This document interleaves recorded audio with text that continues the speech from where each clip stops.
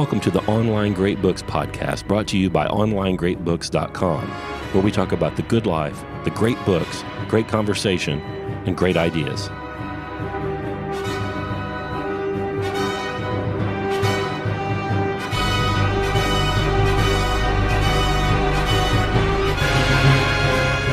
Welcome back to the Online Great Books podcast. This is producer Trent getting you started off today. Today we have a very special guest. Our good friend Brett McKay from Art of Manliness is joining us to talk a little Dante. If you're not familiar with Brett, he runs a site called Art of Manliness, which is all about manhood, manliness, culture. He writes a lot of very thoughtful articles and think pieces, which are definitely worth checking out on the website, artofmanliness.com. He also has a great podcast where he interviews authors and thinkers in a wide variety of fields, so that's worth checking out as well. So definitely check out Brett at Art of Manliness if you haven't. And in the meantime, we're going to talk some Dante. Here we go.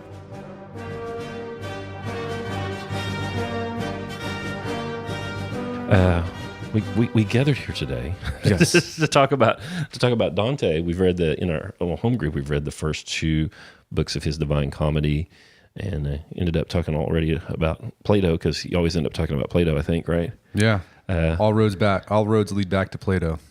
You just said I'm no Dante scholar, and I'm not a Dante. Not so I was like, why is Scott asking me to come on Online Great Books to talk about Dante?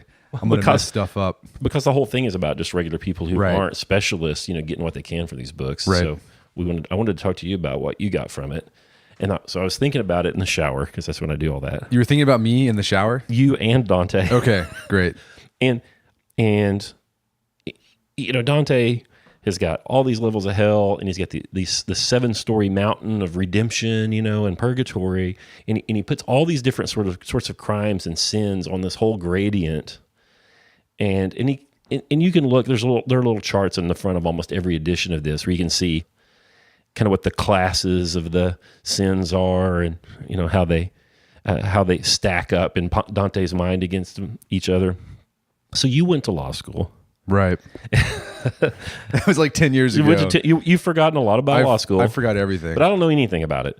Right. And we know that there are different sentences. There's murder 1, there's murder 2, there's murder 3, right. There's whatever, or murder, manslaughter, it's not third degree murder, manslaughter.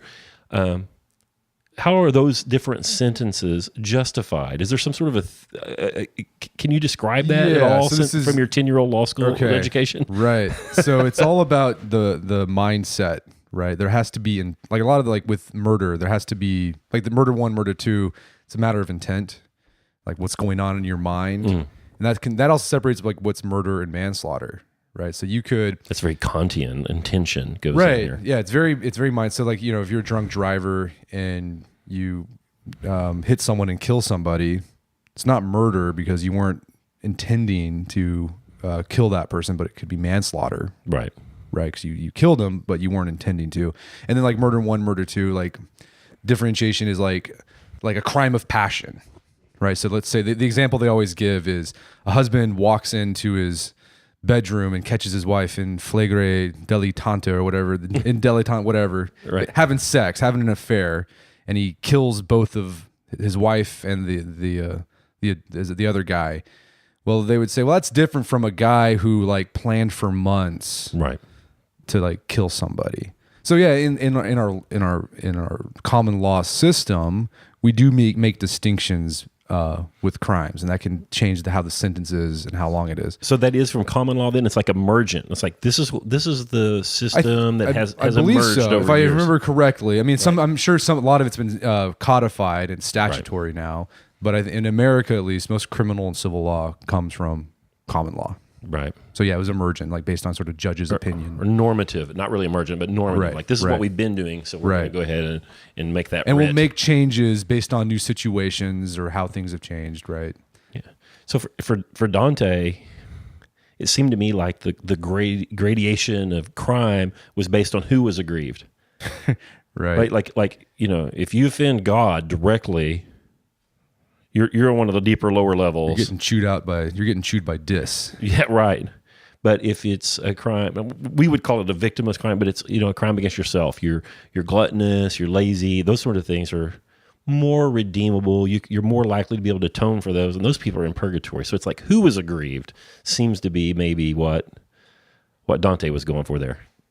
Yeah, that was interesting. We discussed that quite a bit. Like, how do we make sense of this? How did Dante? Yeah, I don't think we ever came to like a super clear conclusion, but yeah, that was one of the ideas we came down to, is like who was aggrieved depends on what level of hell or whether you go to purgatory. Was that your reading too? Is that what you got from it? You know, I didn't really pay attention. Honestly, I wasn't really paying attention to like the gradient of stuff. I was just. What were you paying attention to? This time I was reading it more just as a novel. I mean, because like it really, and I know that's what typically whenever I read something like this, I read it like sort of straight through once, just first glance, right? Because this is the first time I ever read. Adler would call that an inspectional reading. Yeah, I was doing an inspectional reading. A lot of this due to my time constraints, right? I don't have much time to get deep with this stuff. I might go back later and do it, but I was just trying to get the whole picture of Dante, because this is the first time I ever read the Divine Comedy. So I was reading it like I was reading Lord of the Rings. It's a good read like that, isn't it? It is. It's I mean, it is. It's like it's the first fantasy trilogy, first fantasy novel. There's monsters. There's a journey. There's a journey. There's a Gandalf the wizard in Virgil, right? Yeah. So Virgil is his guide through the. Like what does that mean? We had a discussion like, what does it mean that Dante picked Virgil? What was the conclusion we came down to? It is interesting. I don't know why, and we can't dig him up and ask him, but Virgil's a pagan. He's pre-Christian. Right. And then so he leads him all the way down to the bottom of the underworld, and then they climb up essentially Satan's back to get back out, which is crazy. And then when he gets to purgatory, he turns around and Virgil's gone. Right. So Virgil can't take him all the way. So interesting. I don't know why he chose him. He clearly admired him. He writes some. I mean, we read it in a translation. We read the Lombardo translation from Hackett Press, and in the beginning of the Inferno, he says some really lovely, praiseful things of Virgil. Like you could tell that Virgil was super influential on him. I can imagine him reading him when he was like a 14-year-old kid, and just being enthralled with the Aeneid, and it's a little bit of fan fiction, right? Like it is to pick Virgil. Like who would you pick? Jack, yeah, no, we had who would be your and I think both you and I said Aristotle. Oh, I was gonna say. Oh, that's right. Yeah, you said Aristotle, but have you changed your mind? I was going to say, would you pick like Jack London or something? Teddy Roosevelt. Teddy Roosevelt. I wouldn't pick. I don't know if I pick those guys. I think Aristotle would be my guy. I don't know why. He has a beard. The beard. You gotta have a beard because I trust him. He's going to be rational. Yeah, he's going to be rational. He's not going to spook the whole entire time. Yeah. Socrates would be a good one too. He's got all that military history and everything behind him. Like I think Socrates would be kind of annoying. The whole entire time he'd be like being a troll. Right. To you. Right. He's just like Virgil wasn't like that. He was he was kindly, kind of got stern when he had to get stern. Right. And Socrates is a troll. He is a troll. Yeah. A heckler. Right. The whole journey idea where he has to go down first before he can come back up, and then I haven't read Paradiso yet. Just finished. We finished Purgatorio. I'm like halfway through. It's not as fun as like Hell and Purgatory, right? Because like Paradise is kind of boring, right? It's like that's one of the problems with it. He was right, but I'm reading because you're getting insights about Catholic doctrine and things like that. I think I got to the part where they talk about like monks or nuns who make vows, but then they renege on those vows. It's like, or the vow changed, right? Like what happens? Did they make some sort of sin or not? And it's stuff I never really thought about being, growing up in America, Protestant, very heavily Protestant state. So it's interesting. Yeah, I guess maybe we should kind of recap maybe more what this darn thing's about. So that'd be a good place to, like, once we're in the middle of the show, to actually talk about what the thing is. So Dante kind of wakes up in the middle of a dark wood, and I've read a little bit about it. He's about 32 or 33 years old. That's when this stuff happens, right? Right. No. You're Buddha or Jesus or whatever, 31, 32, 33, and he's lost, and it's probably near death. and Virgil appears and leads him out. And Virgil appears at the behest of what I think is his childhood girlfriend. Yeah, so I was reading. So actually, it's funny. I'm reading this book called American Philosophy by a philosopher named John Cagg, and he's writing about the American pragmatist. Oh no! And well, the pragmatists loved Dante. William James loved Dante. But yeah, he talks about Beatrice. That what happened was Dante saw Beatrice. Like Beatrice was an actual person. She was very influential, rich, but like completely out of Dante's league. And what do like young artist who there's a woman out of his league, the woman becomes his muse. That's right. Puts her on a pedestal. And this is what Dante did with Beatrice. Probably never even talked to her ever. So she died young, right? And so she's gone, and in his early 30s, he writes this story. And he was married too. Like about this guy, he's holding the flame. Yeah. And he's like, she is going to be my intercessor, and she's going to send a guide to lead me through hell and then through redemption and make this whole journey. And so Virgil shows up, and they go make the journey. And like I said, I haven't gotten to Paradiso yet, but he's reunited with Beatrice in Purgatory. Right. And you were talking about Purgatory at our home group, and it hit me because I'm slow. Oh, it shares a root with like to purge. Right, yeah. So this is the place where these sins are purged, right? This is a place of atonement. And this is where he's reunited with her. And she's pretty tough on him. Oh, yeah. She's a nag. She's terrible. She's kind of mean. It's like, quit being lazy. You're a bum. And he's like, oh, my darling, she was right. I'm sorry. Yeah, there's definitely this 14th century chivalry. Right. That in the way he portrays her, which right. kind of grates on me a little bit. Sure. But maybe he needed that, right? Maybe that was the thing that helped him get his life in order. Right. So again, all of these choices that he makes, I always assume when I read anything, the author could have written anything. They could have used any words. They could have done anything they wanted to. They had a blank page, and they did what they did. And my assumption is always that they did it on purpose. And I know that that's not true. Sometimes you just need something. They just need something to kind of make the story flow or whatever. But on the big beats of the story, like why Virgil, why Beatrice, I'm assuming that he did that on purpose. I'm sure he did, yeah. And then he gets to the part when he's writing this, he gets to the part where he's actually writing about Dante, the character, who's different than the author probably. Dante, the character in the story, being reunited with Beatrice. And he portrays her as really harsh. And that's not what I expected. Beatrice shares a root with beauty or beatific. And so I expected her to be, well, it's like, we have some words that are similar. Like they have the RESS, like actress, mistress. So it's Beatrice. It's like a female beatific, beautiful creature. And so I was expecting this, I don't know, some sort of romantic reunion, and she's just like a ball buster, man. But maybe love is harsh. Like love has to be harsh, right? Like the real love, right, is like that. Tough love, right? Well, she dishes some out, and then he ascends the 7-story mountain in Purgatory.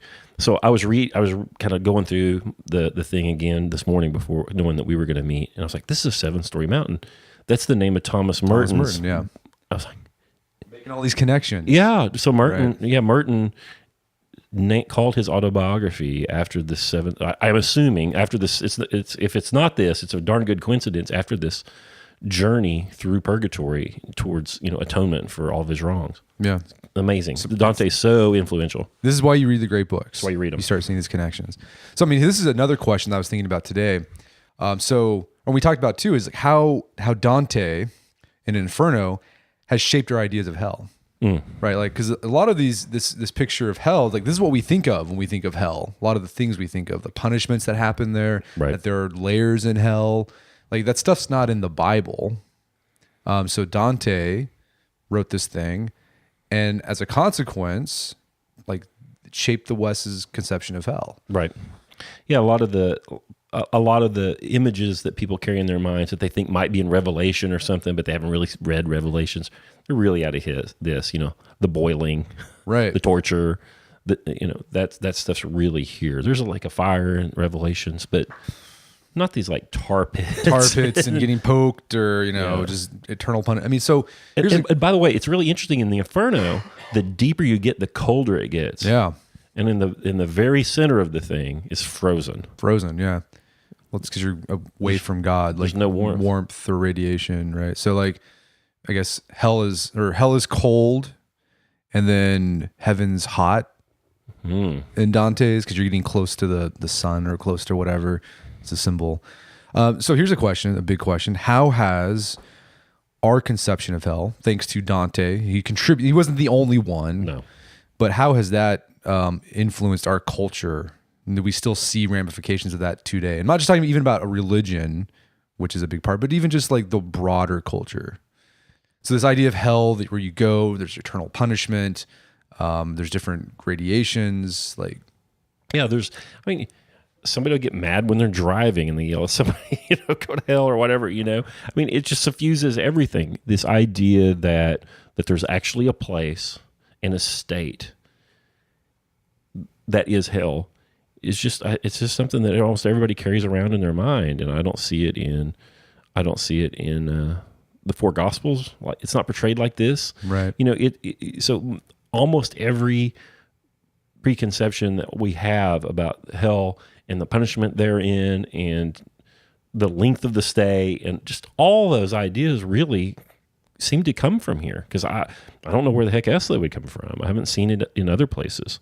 Yeah. We're here in Oklahoma, and there's some fire breathing, snake handling churches around here. Those are the fun ones. They're the fun ones, the poison drinking, snake handling churches, and there's a lot of talk of fire and brimstone. And the imagery used in those sermons in those places is from Dante. Right. There's the Brad Pitt movie, Seven. I haven't seen Seven. It's good. I mean, I've seen 11 movies, and it's one of my, it's a great movie. But so even who, I don't even know who directed that, but it's clearly a secular work. But they're very interested in the idea of those 7 deadly sins, and they speak to. They make good sense to even secular people. Why gluttony and slothfulness and all of those, and wrath and all those things aren't good for us. And in that movie 7, it's the contrapasso is what they call Dante's punishments always fit the sin. Yeah. Right. So like right in the very beginning of the thing, there are all these kind of dissolute, wishy-washy, fence-sitting people, and they're just cursed to constantly chase slogans. Yeah, right. There's like a banner with the slogan that they just chase for eternity. So for in Dante, all of the punishments fit the crime, and in 7 the punishments fit the crime. This is sort of eye for eye kind of idea or whatever. So we talk about that. We talk about punishments fitting the crime, and used to talk about, I don't know, when I was a kid, somebody'd catch their kid smoking and they'd make them smoke like a carton of Winston's, as their punishment. There was a King of the Hill episode where Hank did that to risk. Bobby, and then Bobby just ended up addicted to cigarettes. One other thing I enjoyed about reading these is when talking about the great books, is a great conversation. How many times like Aristotle came up?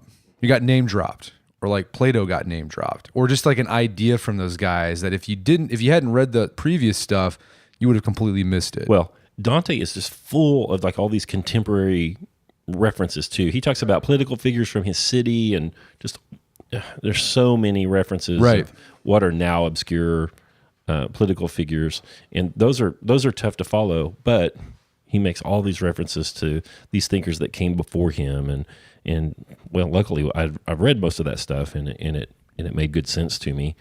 I think that he seems to be trying to resolve Aquinas's work on virtue, and if not theology, then at least like dogma of the day, to make sense of church dogma, I think, in some sort of a rational way, and then puts it in a story form so that people that aren't thinking about it maybe as hard as he was can start to absorb some of his ideas about sin And well, in atonement, it's not just about sin. It's also about, how you clean up your messes. How do you make things right? How do you move on? So what do you say? Like it's a simulate. Like he's creating a simulation of Aquinas, like in action. Here's what happens. What could happen if you put this stuff into action? Yeah, I think so. He makes a narrative out of like this fusion of Aquinas's rational approach and then probably more popular like scary church dogma stuff. I think that's useful. I enjoy reading, like when we read the great books, I don't really enjoy the like philosophy, like the hardcore philosophy. Why is that? Because it's just so dry. Yeah. I mean, I like Aristotle. I'm a big Aristotelian, but I hate reading Aristotle because the stuff we have are basically his lecture notes. They weren't finished. They weren't refined. They're just sort of, if A, then B, then C, and you're just like, oh, geez, this is so boring in categories and blah.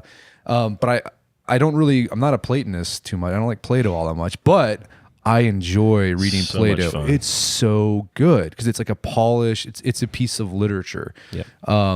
Aquinas, that was hard to get through. It's like mixing concrete with your eyelids sometimes. But Dante, fantastic. I love reading it. The Dante reminds me of the stained glass windows. They have these old cathedrals with these windows. Yeah, that tell these stories because not everybody was literate, so they could. Even though this is written, I can imagine that people might gather around and have somebody read it to them, and they would just hang on every word of this thing. Yeah, it's just a lot of fun. So this thing would hold up to many, many, many readings. I think so. Yeah. Here's a question: did you enjoy Inferno or Purgatorio? Do I have to pick? Yeah, I'm gonna make you pick. Make me pick. I enjoyed them both for two different reasons, but I'm going to go with Purgatorio if I have to pick one. There's a lot of entertainment value in Inferno. There's all these novel novel punishments, and towards the end it gets pretty salty. Yeah. He's got he's burying popes upside down, and like he's like in poo. Right. He's pretty nasty to some of his foes. But in the message of sort of atonement. In that you can come back from some sins is lovely.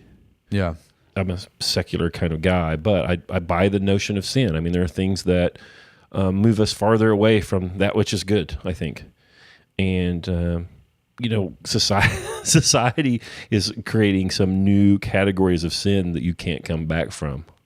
Sure. Like the public apology won't redeem you. No. Right. In fact, it's right. They pile on even more. Right. And the idea that, that we can make honest mistakes or even maybe less than honest mistakes, and that there is a way to atone for those things is appealing.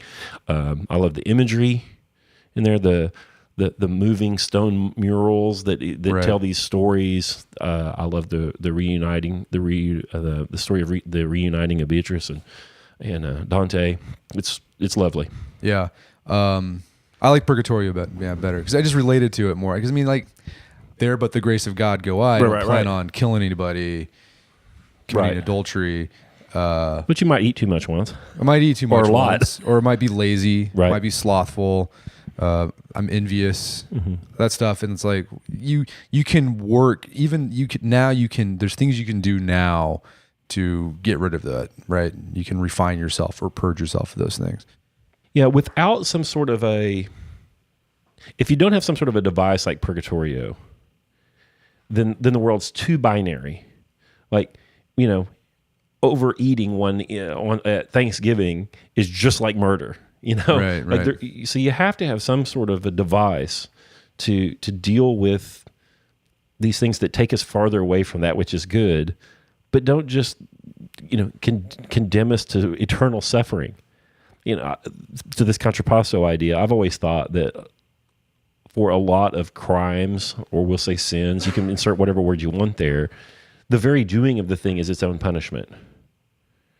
Yeah. Like, unless you're a complete and total crazy person, to run somebody over with your automobile is going to ruin your life. Even if you didn't go to jail, or maybe even if you didn't go to court, like, just to deal with that would be an enormous punishment. Maybe there needs to be more, but the doing of the thing is its own punishment. But I like the idea that I like the way atonement is treated in the Purgatorio, and I think there are lessons for anybody, no matter where you're coming from, in there. Yeah, I think so too. I agree with you. So yeah, as I was saying, it was interesting where Dante shows up. So I'm interviewing this guy, John Cagg. He wrote a book. How do you spell that last name? Kaag.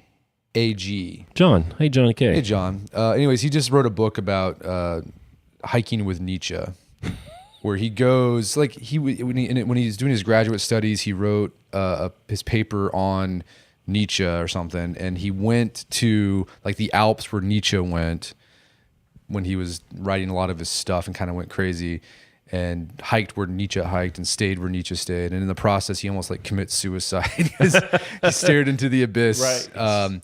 But he doesn't, and then so like, you know, now he's like a 30, 40-year-old guy. He goes back and like walks where Nietzsche walks. It's sort of an exploration of Nietzschean philosophy. He wrote this book called American Philosophy. It's about the American pragmatist. What happened was he found this library in the middle of New Hampshire, like out in the woods of New Hampshire, it was this estate owned by this guy, Hawking, I think is his last name. And he was like one of the last of the pragmatists.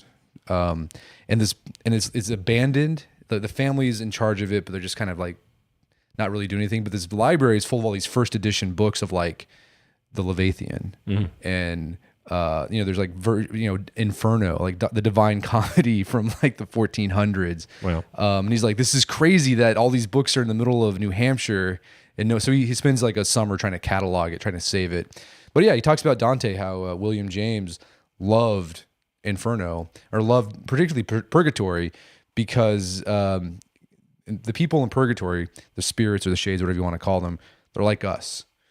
Right, they're just trying to solve these, like, they can make progress, and it's not like huge, like, big things that they're making progress on, but it's like little by little, they're refining themselves, and you can climb up that mountain faster the more self-aware you are, the more as you acquire more virtue, you can go faster and faster. And James saw the same thing in life. Like, that's how life is, right? As you gain more self-knowledge, self-awareness, as you become a more virtuous person, like, life speeds up a bit. You start, you start moving forward in life a lot faster than if you were sort of mired in your own peccadillos. Yeah, that's one of the little devices Dante uses in there. In Purgatorio, at the beginning of the journey, it's a 7-story mountain, and at the beginning of the thing, it's really slow, arduous work. And the higher he goes, the faster he climbs, and the better it goes for him. And the first time I read that, the first time I encountered that idea in there, I'm like, but no, it's not. I think that's true. Hambrick says, I'll quote myself. Is this the doctrine of Hambrick? Yes. The book of Hambrick. The more, the more. The more, the more. Right. The more you mess up, the more you're probably going to mess up. The harder it is to recover. Right. The better you're doing, the easier it is to do better. If you think about someone whose life has been ruined by addiction, debt, they've lost their home, their relationships, etc., to turn all of that around now that the home's gone, the relationships are gone, they're completely solitary, is incredibly, incredibly difficult. But if they can stop using, start to repair those relationships, the more of that stuff they put back together, the farther they get from the depths, the better their life goes. And that seems to be the way it works. Yeah, I've seen that in my own life. Gosh, I agree with William James. What's going to happen now? No, you're gonna become a pragmatist. I don't know about that. You said the last of the pragmatists, are they gone? They've fundamentally changed. Like, they shaped American thought, right, that we have today. So the pragmatists say, I'm not a scholar here, but I'm not either. The core idea is that we can figure out how useful something is by how much it helps people. Well, it's like how true something is based on how, like, the truth. Oh, so it's not just the utility; it's the truth claims. Truth claims, like how useful it is, right? And so that's what William James is trying to get at with. That's what Peterson does. That's what Peterson does. Peterson's is strictly a pragmatist. He's a pragmatist. William James with his book he wrote on the varieties of religious experiences, right? He was, James was a skeptic, but he's also a skeptic that wanted to believe, because he saw that people who did believe in an afterlife or metaphysical reality, they just life seemed to be better, right? Compared to someone who didn't. Yeah, so that's one of the questions I ask about this book every time I have a discussion with someone about it. It's like, is this book useful? Is it good for us to still be reading this book? There have been times in my life where I'm like, all this hell talk's just scary. It's not good for people. And it is probably because of my baggage from being in Catoosa, Oklahoma, where all these, crazy, charismatic churches are, and they're just out there scaring the crap out of little kids and stuff. Yeah. But so, is this a useful book then? Yeah, I mean, I think so. Even if it's not true. Yeah. I mean, I think it's like asking if is the Lord of the Rings useful, even if it's not true. Like, that book's inspired lots of people to do, maybe courageous things, do a new career or in a relationship they shouldn't have been in or whatever. So yeah, what is truth? The noble lie. The noble lie, right? Yeah, I mean, we're gonna get into the metaphysics, like the pragmatist later on, right? We read William James, right? Yeah, that's gonna take 5 years. Maybe we'll be there in 2025. Yeah, the time will pass. Right, it'll be there. We've got time. Yeah, the question of how useful is it? Is it good that we read it? That's a serious question. I mean, this book is old. It's about weird stuff, and talking about people that we have no clue about. Although it's pretty easy to you can change the name from this Italian feudal prince to Schumer or McConnell or whatever you want to do. You can drop some names in there if you want. Right, but. That's one of the big questions that people have. It's like, why would I read it? It's so old. It's so strange. And, we've got this idea that we're have better living through science and we've somehow progressed past it. But I don't see it. We're dealing with these things all the time. Yeah. You're talking about is the idea of sin still useful in our modern world where we've sort of taken things and, anything can be treated with therapy. All right, or you do something because you have body training. Yeah, or you've got some sort of neurotransmitter disruption, or it's Dante in at least Purgatory and even Inferno is no, you own that, right? It's not you have free will, and you can exercise that to your benefit or to your detriment. And I think that's useful. Yeah, there's something more respectful towards humans to ascribe free will to them too. It's you can do these things, good or bad. You have the power, you have the sufficiency to make decisions for yourself. You're not just a bio robot, right? If at some point we find out that. We are just this cascading bunch of chemical reactions and proteins and DNA, and that we are deterministic. I still think it's useful. It's useful to think that we're not. Right. So I think you're a pragmatist now, Scott. Oh no, oh no. I am. I've got two kids. You've got two kids, and when they were born, they were distinctly who they were immediately. Who they are immediately. They were not blank slates. They didn't know the multiplication tables. No, but their proclivities and their talents were already there. So, as a parent, I don't have that much control. No, you don't. But I have to act like I do. You do have to act like you do. Otherwise, they're going to be feral, completely feral. Right. So I have to act like everything I do matters and counts, even though I know that it probably doesn't. Yeah. The most heartbreaking things are to read about are the parents of the Columbine shooters. Right. This woman, she wrote a memoir about it, decades later. And she talked about we raised them like normal kids. People think, well, you automatically assume the parents must have been terrible. Right. It's we did everything like you did. Right. And we had kids that didn't do that. And this kid did, but it's shameful. You feel like it's your fault, but so Dante, if we could have had him over here and given him a mic, I think that he might say, demons. Demons, yeah, right, yeah. Right, which is easy for us to say, oh, superstitious, whatever. People act in inexplicable, very harmful ways, both to themselves and other people. and we might say, oh, it's a serotonin reuptake problem or whatever. Right. Dante would be like, yeah, you can keep that. It's demons. Like people act in crazy ways. But in Purgatory, if they don't go too far, they got a way to come back in Dante's world.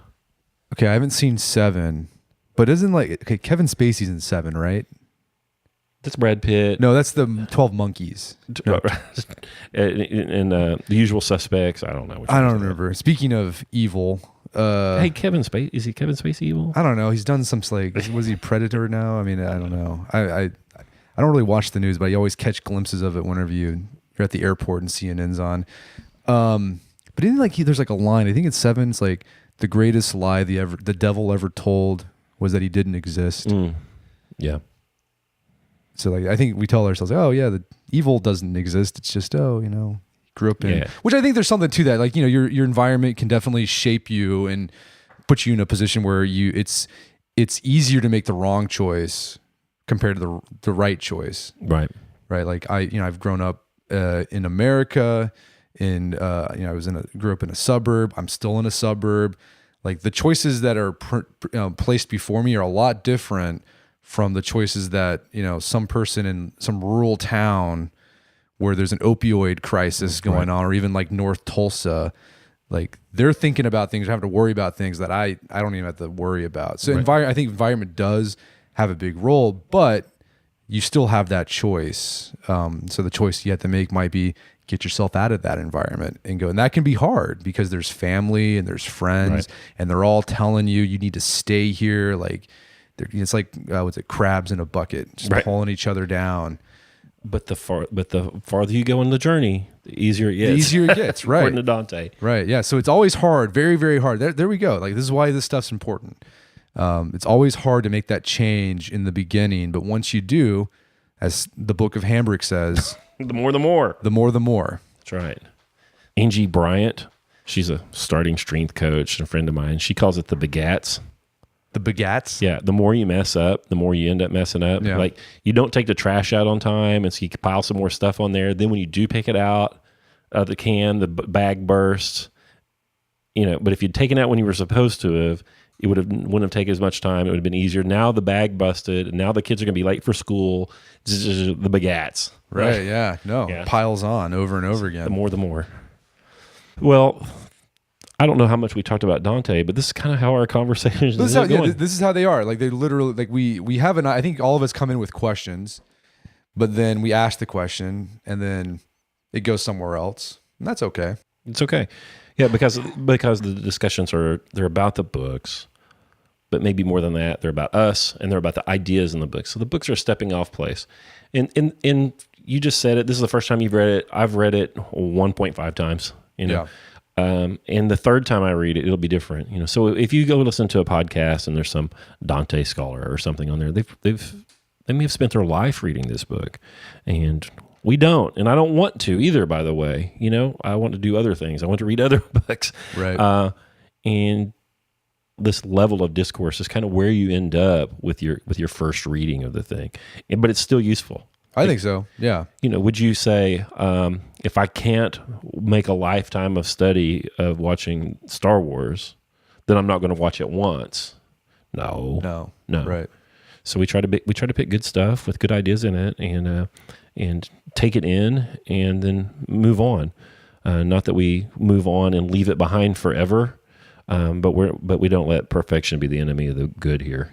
Yeah, I think that's the one reason why people stay away from stuff like that, because they think they have to understand. Boy, I don't understand the book. I don't understand everything. No. I like Aquinas. Like, no. Look, I'm a college grad. I graduated from law school where I read arcane legal. That's all I did.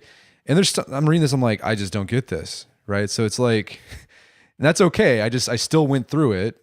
And here's the question. Like when you read and you get stuck on something, do you like stay there or do you just keep going? No, I keep going. I keep going too. Oftentimes when you keep going, it clears it up. Exactly. When I make notes, I tend to make more notes about the things I didn't get, because that's the good stuff to talk about in the group. Yeah. I think that I've come to think that the close reading of the difficult material is actually done in the group. Yeah. Right. So I make notes on the things that I don't get, and then I move on. Again, they're often cleared up later, and then if they aren't, then those notes are the things that I take to the group. And I lead group discussions at Online Great Books, and I don't get it all. I don't get it all. Don't claim to. Don't even want to claim it. And I often will kick off the discussions about, hey, on this page, paragraph 3, I don't get it. Help. And there'll be 20 people in the group, and maybe somebody did. And if they didn't get it, then maybe we can together. Yeah. And then sometimes we'll say, gosh, that guy didn't get it when you're having one of these discussions. But that's not necessarily the case. He might have got something different, and I need to hear that too. So there's no it necessarily either. Right. When you there's no interpretation that's exactly dead nuts right. All these authors are gone. We can't ask them what the real deal was. Yeah. So I mean, I think I've noticed that whenever people read the great books or just anything hard, is I just stopped because I got to this point and I didn't understand it. I'm just not smart enough to read it. It's like, just keep plowing through. Right. Like don't stop there. Just keep going. I think that I've been telling this story on podcasts lately. I'll tell it again. I have talked to a lot of people that are on our waiting list who didn't sign up. Mm-hmm. So I can contact them, and I've tried to contact a lot because I want to know why, so I can try to help better. And I've gotten a version of this story. Man, when I was in the 10th grade, we read Hamlet, and I was super excited about it. It was a great story. It was a lot of fun. I wrote my paper. I turned it into Miss Jenkins. She gave me a C. Yeah. He's like, I'm no good at it. Right. No, it doesn't matter. Yeah. It doesn't matter. If you can move from a state of like less understanding of the text to one of more understanding, you win. There are no grades. There are no teachers. There's no arbiter of truth here. We're doing it for our own benefit. So if you get enough benefit from it to satisfy yourself, you win. That's it. Reading is the only thing that you can, I think it's the only thing that you can't do for someone else. No, you can't. Yeah. It's really the only thing. It's the only thing I can think of that's just completely. You can't deadlift someone. You can't deadlift something. Can't deadlift for someone else. I don't know. You can pick up a car off. I don't know. Man, maybe you're right. You can't deadlift heavy for somebody else. That's for darn sure. That's for darn sure. So here's a question. So you mentioned, there's things in here that you read through the first pass you didn't get. When will you revisit Dante? I will probably be back. Well, if some podcast says, hey, you want to do a show about Dante, I'll reread it. Right. So whenever that happens, but I'll probably be back in it in another 18 months or something like that. Okay. We'll have an Online Great Books group that starts to move into that, and I will reread it in preparation for helping those people. Okay. Yeah, I don't know when I'll revisit it again, but I know I will. Yeah. At some point, because I've revisited Aristotle multiple times. The Iliad, the Odyssey. I've read the Republic three times this year. That's phenomenal. But it holds up, man. It's not stale, not in the least. Yeah. And so I've probably read it 6 times total. Yeah. I know 8% of that book. Right. It's just too much. It is. It's too much. It's a lot. And it's written beautifully, and it reads so nicely. It's wonderful. Well, one more thing. So I read the 7th letter. Okay. And he makes an argument for why Plato makes an argument for why he loves dialectic and why that's what he uses. Why Socrates questioned and why he questioned. And he says he outlines his epistemology as best as Plato does anywhere. He's like, there's 5 ways of knowing. Like you see the image of the thing, you know the name of the thing, the definition of the thing, and eventually you know the thing. Like as a concept, you have the object of thought. You can hold it in your mind. That might be what people would call the form of the thing, right? And he says that there's no way that you can write down what the object of thought is.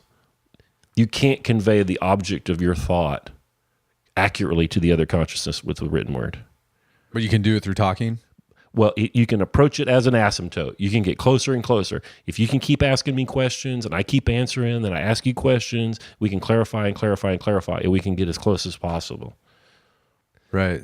That's assuming there's a thing. Let's assuming there's a thing. So there's a thing out there, right? Like that's the other. Well, most of these most of what Plato's writing about are these abstractions, truth, beauty, love, virtue, justice, and you can't point to a justice.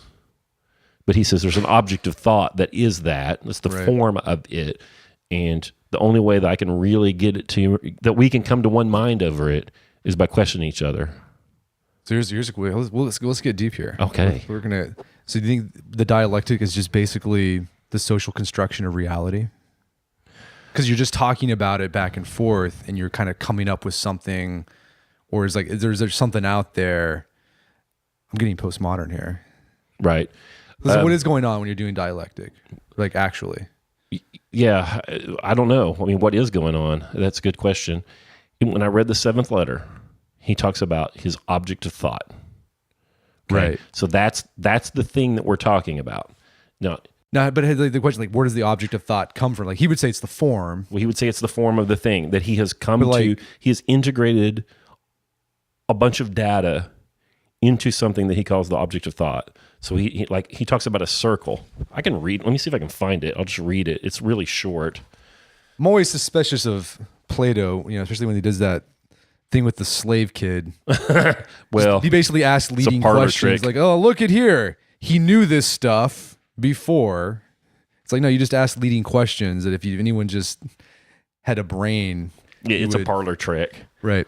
Okay, for all of you nerds out there, this is in the seventh letter, 342b. Yes, nerds. For every real being, there are three things that are necessary if knowledge of it is to be acquired. So he says real being. Real being. So a being, let's define what is being. So like, does this water bottle I'm holding, this could be being, right? It partakes of the form of being. Takes the form of the being, right? So Aristotle talks about that a lot. Yep. What is that? What is being? Oesia, I think, is the word, the Greek word. He says there's three things that are necessary if knowledge of it is to be acquired. First, the name. Second, the definition. Third, the image. And knowledge comes fourth. In the fifth place, we must put the object itself. And in the fifth place, we must put the object itself, the knowable and truly real being. To understand what this means, he says, take a particular example and think of all other objects as analogous to it. There is something called a circle, and its name is the very word we've just used. Second, there's a definition composed of nouns and verbs, the figure whose extremities are everywhere equally distant from its center. And then third is what we rub out or draw, that which is turned or destroyed. But the circle itself, to which they all refer, remains unaffected. And in the fourth place, it is the knowledge, reason, and right opinion about the circles. And then fifth, you have knowledge of, this is me now, of circleness. You own circleness. So is it social?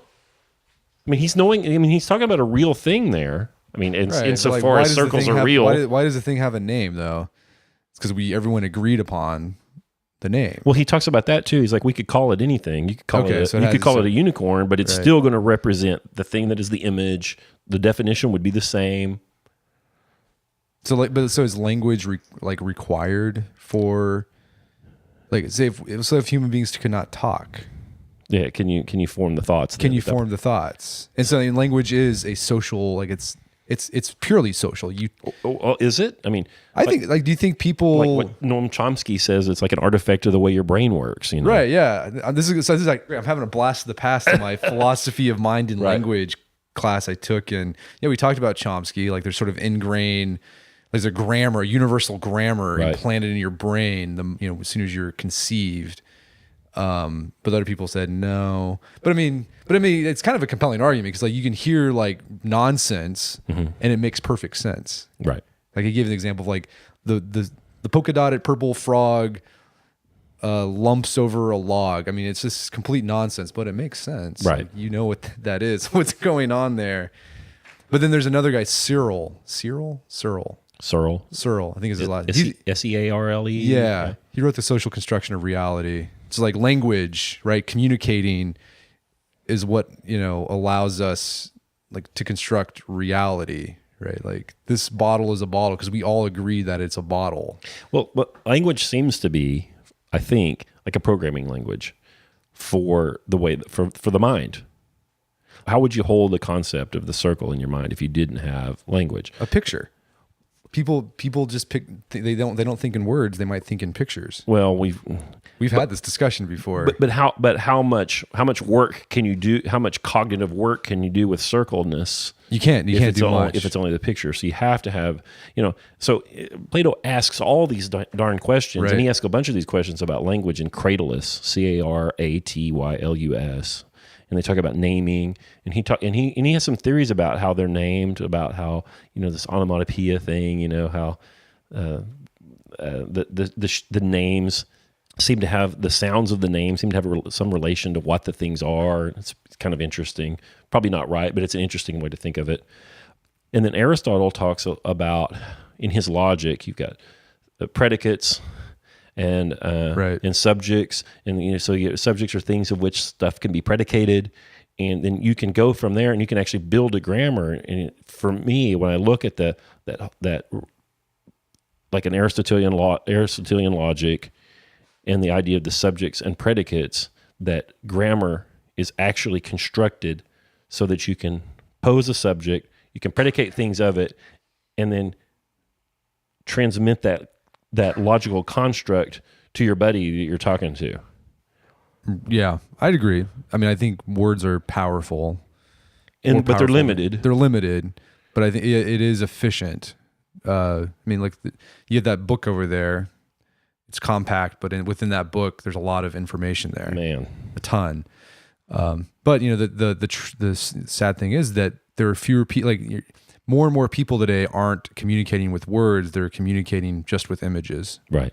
Like you go to my Facebook page, and most of the comments on posts, I don't really check it out, but when I do, it's like they're animated GIFs. Right. That's how people communicate, with GIFs and emojis. Right. And that's gonna be like, how's that gonna change the way people think? The medium's the message. The medium, yeah, Marshall McLuhan. Yeah. I don't want to be a peepaw. You're gonna, but I want you to peepaw out right now. Yeah. Language is imperfect. It doesn't allow us to convey all the meaning that we need to convey in a completely 100% accurate way. It leads to misunderstandings and heartbreak sometimes. But we all know that emails and text messages can be misconstrued much more quickly and much more disastrously than just conversation with somebody in the same room. And then using emojis or GIFs or memes can lead to even worse misunderstanding and more inaccurate communication than just regular conversation, and that's not good. One of the reasons I'm so interested in the Great Books program is because hopefully we can increase like the quality of discourse between people who care about each other, and those things, these memes, which we do all the time on our Instagram account. I've seen them, yeah. The GIFs, the emojis, the LOL, all this shorthand, I think it's moving us farther away from that.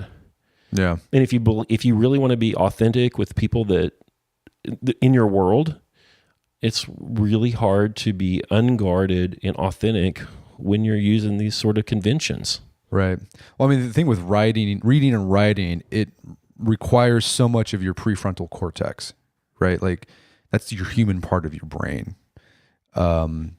And that's why, when people say you should, therapists recommend journaling when you're having a hard time, the reason they do that is because instead of, using your mammal part of your brain where it's like very emotional, motion driven, the act of writing like lets you think clearly and rationally about what you're going through. Right. And it slows things down.